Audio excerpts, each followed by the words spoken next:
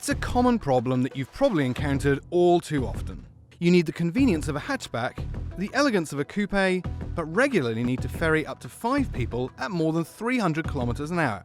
Surely nothing can meet that brief. Right? Wrong. This is the new Audi RS7. And it's very practical, with room for up to 5 adults and this huge liftback boot at the back. It's also got this unorthodox profile, which is somewhere between hatchback, sedan and coupe. Oh, did I mention? It's also got a 4-litre twin-turbo V8 under the bonnet that pumps out 441 kilowatts and will get this thing to 305 kilometers an hour. Didn't mention it? No?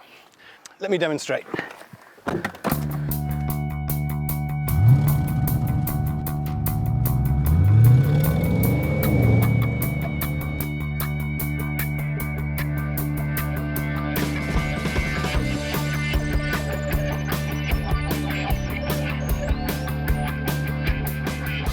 Of course, trying to exploit the full potential of a monster like this on Australian roads is most likely going to result in an embarrassing trip to the compound, and probably jail.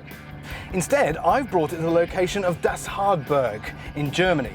Each year, this 4-kilometre stretch of winding forest road hosts the Bergrennen Zotzenbach hill climb, a grueling competition that's been held here since the 1960s. Think of it as Targa Tasmania's more efficient cousin.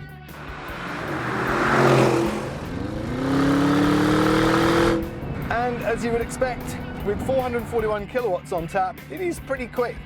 But that's about the same kilowatts as the previous generation RS7. So how is this one so much quicker? One of the key differences between this and the previous generation RS7 is this now has a 48-volt hybrid subsystem.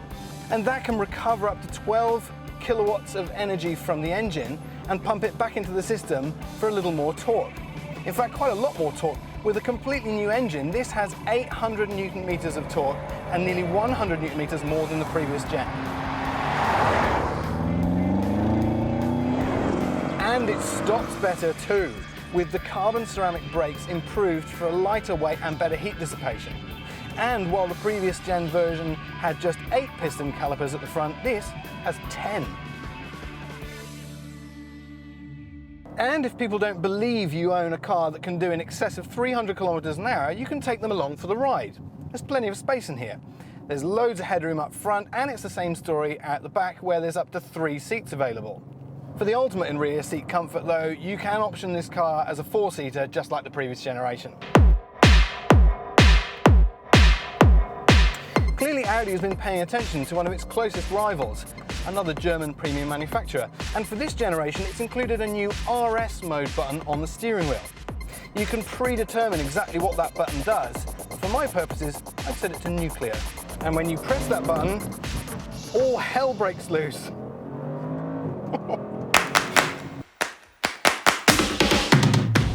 In no time at all, this car flashes up figures on that head-up display that I didn't think was possible. Of course, it goes without saying that the RS7 has the proprietary Quattro all-wheel drive system underneath it, which gets all 800 Newton meters of torque to the ground with unbelievable efficiency. Anyone who tries to convince me that a car that can do 305 kilometers an hour is efficient, I'm afraid, just isn't taking me seriously. In some of these corners, it just carries so much speed through, and all that torque boosted by a little bit of 48-volt magic. Absolutely incredible. And of course, 22-inch rubber coupled to Quattro all-wheel drive system means just about the ultimate in grip for roads like this. Oh, shit.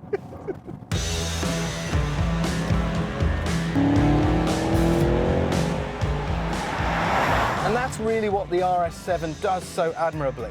When you find a fantastic road like this, it defies physics and its weight, but get it on the open road and it is sublimely comfortable. What an outstanding piece of German engineering.